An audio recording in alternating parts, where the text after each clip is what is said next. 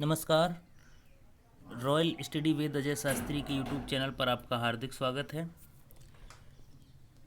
CTET के परिप्रेक्ष्य में आज ईबीएस के बारे में चर्चा करते हैं, जहां से चुने हुए क्वेश्चन हैं एनसीईआरटी की बुकों से। एक भी क्वेश्चन हमारे इससे बाहर नहीं जाएगा। आपको अच्छे से क्वेश्चन को देखना है, समझना है और याद करना है। सारे क्वेश्चन एनसीईआरटी पैटर्न पर आधारित हैं। आइए शुरू करते हैं वीडियो। उत्तराखंड में पहाड़ों के बीच एक ऐसी जगह है जहाँ पर फूल ही फूल हैं। इसे फूलों की घाटी कहते हैं। ठीक है, अब प्रश्न पूछा कैसे जाएगा कि फूलों की घाटी कहाँ स्थित है, तो फूलों की घाटी उत्तराखंड चमोली में स्थित है। ठीक है, आप देख सकते हैं, हमने यहाँ पर फोटो भी देने के प्रयास किए हैं। उत्तर प्रदेश का कन्नौज जिला इत्र के लिए प्रसिद्ध है। यहाँ गुलाब की खेती होती है, जिससे इत्र, गुलाब जल व केवड़ा तैयार होता है।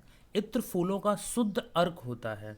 गुलाब जल, ग्लिसरीन और नींबू के मिश्रण के इस्तेमाल से त्वचा नहीं फटती है। उत्तर प्रदेश में कचनार के फूलों की सब्जी बनाई जाती है। केरल में केले के फूलों की सब्जी बनाई जाती है। जो केले के फूल होते हैं उनसे सब्जी बनती है। महाराष्ट्र में सहजन के फूलों की पकौड़ी बनाई जाती है। गुलदावरी और जीनिया के फूलों से रंग बनाए जाते हैं। इन रंगों से कपड़े भी रंगे जाते हैं। रंग बिरंगे पत्तों वाले पौधों की जड़ें, क्रोटॉन, जमीन के बहुत अंदर तक नहीं जाती हैं। रेगिस्तानी ओक नामक पेड़ ऑस्ट्रेलिया में पाया जाता है। यह बहुत लंबा होता है। इसकी जड़ें जमीन में नहीं गहरी होती हैं, जमीन में इतनी गहरी होती हैं कि वो पानी तक पहुंच जाती हैं। यह पानी पेड़ के तने में इकट्ठा हो जाता है। जब कभी उस इलाके में पानी नहीं होता है या पानी की कमी पड़ती है, तो उस इलाके के लोग तने के अंदर पतला पाइप डालकर पानी भी निकाल लेते हैं। बहुत काम का पेड़ है रेगिस्तानी ओक। उसके बाद बात करते हैं बरगद। बरगद के पेड़ की लटकती जड़ें ये टहनियों से निकलती हैं और बढ़ते बढ़ते जमीन के अंदर तक चली जाती हैं, जो पेड़ को सहारा देने का काम करती हैं। अब बात करते हैं शिकारी पौधा नेपेंथिस। नेपेंथिस नामक एक शिकारी पौधा है। वैसे तो और भी होते हैं, ड्रोसेरा है, ठीक है, नेपेंथिस है, ये सब कीटवच्छी पौधे हैं। तो नेपेंथिस नामक एक शिकारी पौधा है। यह पौधा ऑस्ट्रेलिया, इंडोनेशिया और भारत की मेघालय में पाया जाता है। यह पौधा चूहे, मेढक, कीड़े मकोड़े व छोटे जीवों का शिकार करता है। इसका आकार लंबे बड़े जैसा होता है, जिसके ऊपर पत्ती का ढक्कन होता है। घड़े में खुशबू निकलती है, जिसकी वजह से उसमें कीड़े मकोड़े फंस जाते हैं। आप देख सकते हैं, इस टाइप का होता है। कीड़े मकोड़े फंस जाते हैं तो आसानी से उनका खून चूसकर फेंक देता है। टेपिकोआ। टेपिकोआ केरल में जमीन के नीचे उगाया जाता है। साबूदाना टेपिकोआ स्टार्च से बनाया जाता है। अब बात करते हैं बीजों के बारे में। कहाँ से बीज आए, कैसे आए, आइए देखते हैं। बीज घुमक्कड़ होते हैं। ये जानवरों की खाल या हमारे कपड़ों में अटक कर दूसरी जगह पहुंच जाते हैं। पौधे स्वयं भी अपने बीजों को दूर छिटक देते हैं, जैसे सोयाबीन की फलियां पककर चटक कर बिखरने लगती हैं। स्विट्जरलैंड के जॉर्ज मेंडल ने 1948 में वेल्क्रो बनाया था। इसका प्रयोग वस्ते, कपड़े, जूते, पट्टे आदि पर किया जाता है। अब देखते हैं कौन कहाँ से आया। मिर्च भारत में कहाँ से आई? मूंगफली, आलू, अमरूद, टमाटर, ये सभी दक्षिण अमेरिका से आए। मिर्च, मूंगफली, आलू, अमरूद और टमाटर दक्षिण अमेरिका से आए। भिंडी और कॉफ़ी अफ्रीका से आए। गोभी, मटर यूरोप से आए। सोयाबीन चीन से आया। बैंगन, मूली, सेम, करेला, आम, संतरा, बेर, केला, पालक, परमल, टिंडा, मेथी, ये सभी भारतीय हैं। बाजरा गुजरात के बान नाम से आया था। अब बात करते हैं व्यंजन, खाने की चीज़ें। गुरुद्वारे में एक साथ मिलकर खाना पकाना और खाने को लंगर कहते हैं। चावल और रसे वाली सब्जी को भात सुक्तो कहते हैं। भात सुक्तो कहते हैं। लिंग हुफेन हांगकांग का एक व्यंजन है, जो सांपों से बनाया जाता है। बड़े खतरनाक लोग हैं हांगकांग के। कश्मीर में सरसों के तेल से मछली फ्राई की जाती है, सरसों के तेल से। की तो कहीं भी जाती है, लेकिन जो एनसीईआरटी की किताबों में लिखा है भैया भैया आपको याद करना है वही रटना है। फिर याद कहोगे प्रश्न आ जाए तो हमारे यहाँ भी बनाई जाती है, तो उत्तर प्रदेश आ जाए तो लगा मत आना, ठीक है। याद रखना कश्मीर में ही सरसों के तेल से मछली फ्राई की जाती है। गोवा में नारियल के तेल से फ्राई की जाती है। केरल का व्यंजन टैपिकोहा है, यहाँ घर के आंगन में लोग नारियल उगा लेते हैं। असम में बोरा और चेवा चावलों के दो प्रकार हैं जो पकने के बाद चिपचिपे हो जाते हैं। इन्हें असम में बिहू के त्योहार पर खाया जाता है। असम में ताओ कड़ाही को कहते हैं। अब बात करते हैं जल के बारे में। जल एक अकार्बनिक पदार्थ है और मानव शरीर का 70 से 75% भाग बनाता है। यह पसीने व वायु द्वारा शरीर का ताप नियंत्रित करता है। जल की कमी से निर्जलीकरण हो जाता है। इम्पोर्टेंट टॉपिक है ये, याद रखना अच्छे से सारी चीज़ों को। दुनिया का सबसे नमकीन जो सागर है वो मृत सागर है। 1 लीटर पानी में 300 ग्राम नमक लगभग प्राप्त हो जाता है। अब पाचन के बारे में बात करते हैं। पाचन एक भौतिक रासायनिक क्रिया है। पाचन की क्रिया मुख गुहा से ही शुरू होती है। भोजन पचना मुंह से ही प्रारंभ हो जाता है, तभी तो कहते हैं कि खाने को कम से कम 32 बार चबाना चाहिए, क्योंकि जितनी बार आप चबाओगे आसानी से पच जाता है। मुख गुहा में कार्बोहाइड्रेट का पाचन होता है। पाचन से संबंधित अंग होते हैं। सबसे पहले मुख गुहा के बाद अमाशय में जाता है, फिर छोटी आंत, फिर बड़ी आंत, फिर मलाशय, उसके बाद गुदा द्वार से बाहर हो जाता है। लार ग्रंथियां मुख गुहा में द्रवी पदार्थ को स्रावित करने वाली ग्रंथियां होती हैं। लार में 98.5% पानी तथा 1.5% एंजाइम होते हैं। लार में एमाइलेज, टाइलिन तथा लाइजोजाइम एंजाइम पाया जाता है। लार हल्का सा अम्लीय होता है। इसका पीएच मान 6.7 होता है। लार भोजन को लसलसा बनाती है व मुख दांत को साफ रखती है। अब बात करते हैं यकृत के बारे में। शरीर की सबसे बड़ी ग्रंथि है। वजन है 1.5 किलोग्राम। शरीर में ग्लूकोज की मात्रा को नियंत्रित करती है।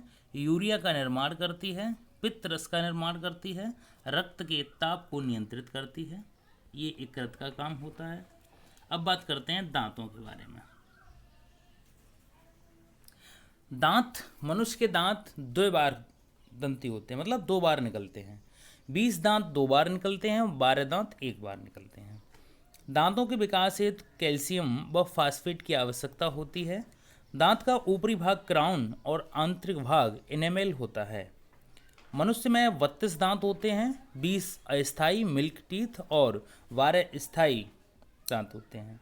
घोड़ा में 44 दांत, कुत्ता में 42 दांत, गाय में 32 दांत, बिल्ली में 30, खरगोश में 28 और चूहा में 16 दांत होते हैं। दांतों का एनेमेल शरीर का कठोर भाग होता है। दांतों के प्रकार। दांत 4 प्रकार के होते हैं: कृंतक, रदनक, अग्रचवर्णक और चवर्णक। तो कृंतक दांत होते हैं 4, ये कुतरने का काम करते हैं। 4 और 2 बराबर 8 हो गए, 4 ऊपर 4 नीचे। फिर होते हैं 2 रदनक, ये चीरने फाड़ने के काम आते हैं, आगे ऊपर और 2 नीचे, तो ये 4 हो गए रदनक। अग्रचवर्णक, अग्रचवर्णक 4 ऊपर होते हैं, चबाते हैं और दबाते हैं, इनकी संख्या होती है 8। चवर्णक, चवर्णक की संख्या 12 होती है। इस तरीके से कुल मिलाकर 28 दांत होते हैं। अब बात करते हैं रक्त के बारे में। ब्लड के अध्ययन को हीमेटोलॉजी कहते हैं। यह क्षारीय होता है, स्वाद में नमकीन व चिपचिपा होता है। इसका पीएच मान 7.4 होता है। एक स्वस्थ मनुष्य में ब्लड 5 से 5.5 लीटर तक होता है। शरीर की सबसे बड़ी धमनी महाधमनी है। ब्लड बैंक में ब्लड 42 दिन तक 4 डिग्री सेल्सियस पर सुरक्षित रखा जा सकता है। एक बार में 300 ml रक्तदान किया जा सकता है। रक्त समूह की खोज कार्ल लैंडस्टीनर ने की थी। ब्लड ग्रुप ओ सर्वदाता, ब्लड ग्रुप AB सर्वग्राही रक्त समूह है। अब बात करते हैं अमाशय की। प्रोटीन का पाचन अमाशय में होता है। ये 4 भागों में बटा है। अमाशय की दीवार में लगभग 3.5 करोड़ जठर ग्रंथियां होती हैं। छोटी आंत, इसकी लंबाई 6 मीटर चौड़ी और 2.5 सेंटीमीटर होती है। इसकी लंबाई 6 मीटर और चौड़ाई 2.5 सेंटीमीटर होती है। बड़ी आंत की लंबाई 1.5 मीटर और चौड़ाई 6 से 7 सेंटीमीटर होती है। बड़ी आंत में जल का अवशोषण होता है।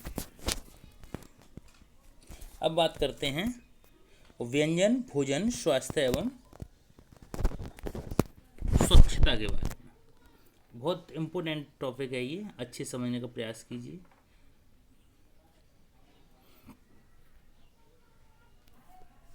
भोजन वह पोषक पदार्थ है जो किसी जीव द्वारा ऊर्जा प्राप्त करने के लिए ग्रहण किया जाता है। भोजन के अवयव हैं कार्बोहाइड्रेट है, प्रोटीन है, वसा है, खनिज है, विटामिन है, जल है।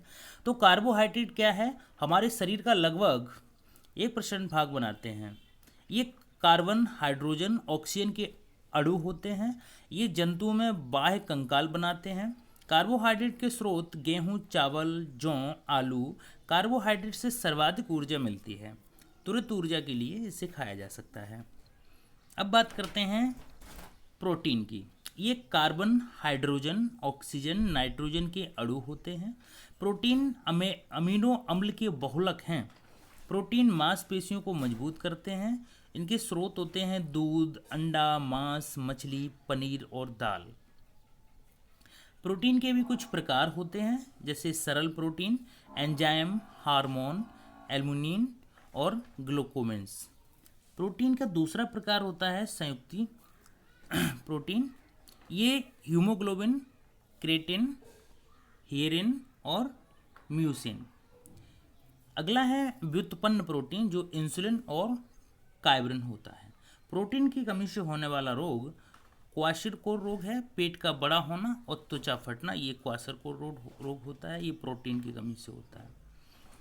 खनिज, भूमि से प्राप्त तत्वों को खनिज कहते हैं। ये हमारे शरीर का 1.6% भाग होता है। कार्बोहाइड्रेट के प्रकार भी देख लेते हैं। मोनोसैकोराइड्स, एकल शर्करा होता है ये। इसमें ग्लूकोज, फ्रक्टोज, गैलेक्टोज और मिनोज होते हैं। ओलिगोसैकेराइड्स, द्वय शर्करा होता है, जैसे सुक्रोज, गन्ना है, चुकंदर है, माल्टोज, लैक्टोज, दूध, अनाज। पॉलीसैकेराइड्स, बहुत शर्करा होता है, जैसे सेल्यूलोज, स्टार्च, ग्लाइकोजन जंतुओं में, और काइटिन होता है। अब बात करते हैं वसा की। ये कार्बन, हाइड्रोजन, ऑक्सीजन के अणु होते हैं। जंतुओं से प्राप्त वसा जल या रक्त में अघुलनशील होते हैं, लेकिन वनस्पतियों से प्राप्त वसा जल में घुलनशील हैं। वसा के स्रोत घी, मक्खन, पनीर, वनस्पति तेल। वसा शरीर की ताप को नियंत्रित करते हैं। कोलेस्ट्रॉल के स्तर में वृद्धि होने से हृदय रोग उत्पन्न हो जाता है। विटामिन की कमी से होने वाले रोग हैं विटामिन ए की कमी से, जिसे रेटलॉन नाम दिया गया है, रतौंधी और जीरोथैल्मिया हो जाता है। विटामिन बी की कमी से थायमिन, जिसका रासायनिक नाम है, इसे बेरी रोग होता है। विटामिन सी एस्कार्बिक, इसकी कमी से स्कर्वी रोग होता है। डी कैल्सिकेरोल है, इसकी रिकेटस और ऑस्टियोमेल्सिया होता है। ई टोकोफेरोल है, इसका बांझपन होता है। के क्विकुनोन है, इसके प्रभाव से रक्त का थक्का नहीं बनता है। शरीर में तत्वों की औसत मात्रा के बारे में बात करते हैं। Oxygen 65%, carbon 18%, hydrogen 10%, phosphorus 1%, calcium 2%, potassium 0.35%, sodium 0.15% और आयरन 0.004% होता है। खनिज की कमी से रोग देखते हैं, किसकी कमी से क्या होता है। कैल्शियम की कमी से दांत व हड्डियां दुर्बल हो जाती हैं, इसे रिकेटस बोलते हैं। फास्फोरस की कमी से दांत व हड्डियां दुर्बल हो जाती हैं। पोटेशियम की कमी से लकवा मार जाता है। क्लोरीन की कमी से भूख की कमी होती है। मैग्नीशियम तंत्र की कार्य की प्रभावित होती है। आयोडीन की कमी से घेंगा रोग होता है। आयरन की कमी से रक्त क्षीणता यानी एनीमिया होता है। तांबा की कमी से एनीमिया हो जाता है। सल्फर की कमी से मांसपेशियां कटने लगती हैं। अब विटामिन की बात करते हैं। विटामिन शब्द कैंजीमर फंक ने दिया था 1911 में। विटामिन कार्बनिक यौगिक है। जल में घुलनशील विटामिन जो हैं वो बी और सी हैं, और वसा में घुलनशील विटामिन ए, डी, ई के हैं। विटामिन एच बायोटिन अघुलनशील विटामिन होता है। प्रोटीन व कैलोरी की कमी से मरासमस रोग बच्चों में हो जाता है। बालों का भूरापन और त्वचा का लटकना ये उसके लक्षण होते हैं।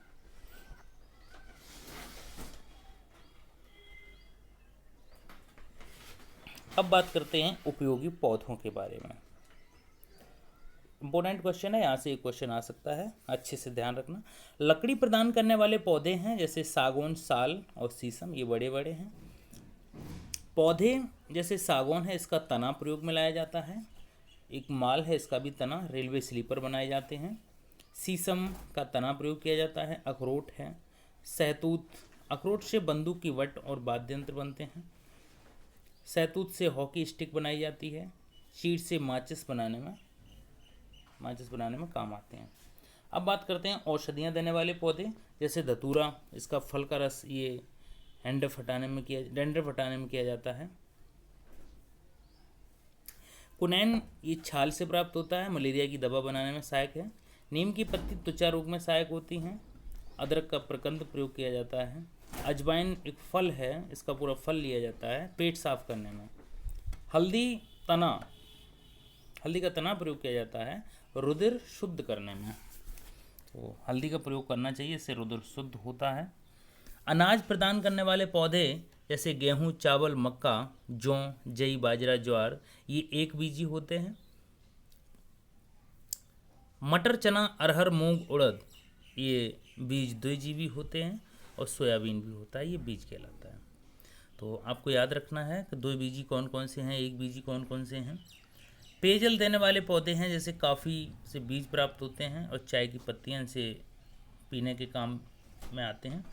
अब बात करते हैं शर्करा देने वाले पौधे, जैसे अंगूर फल है, इससे शराब बनती है। गन्ना तना है, जिससे चीनी वगैरह बनती है। चुकंदर जड़ है, जिससे भी चीनी बनती है। मसाले प्रदान करने वाले पौधे के बारे में चर्चा करते हैं, जैसे हींग जड़ से प्राप्त होता है।